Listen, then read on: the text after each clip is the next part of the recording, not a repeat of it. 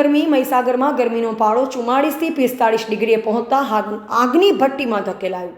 મહીસાગર જિલ્લામાં ગરમીનો પારો 44 થી 45 ડિગ્રી પર જોવા મળ્યો, જેને લઈ સમગ્ર વિસ્તારના જાણે આગની ભઠ્ઠીમાં ધકેલાયું હોય તેવી કાળઝાળ ગરમીનો સામનો કરવો પડ્યો।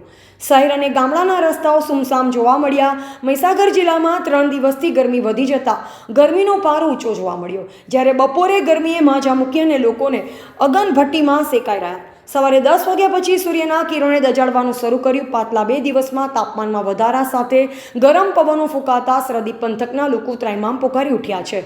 ઊંચા તાપમાનના કારણે બપોરના સમયે ખુલ્લા આકાશ નીચે ચાલતા જાણે અંગારા વરસતા હોય તેવી કાળઝાળ ગરમી અનુભવાઈ રહી છે।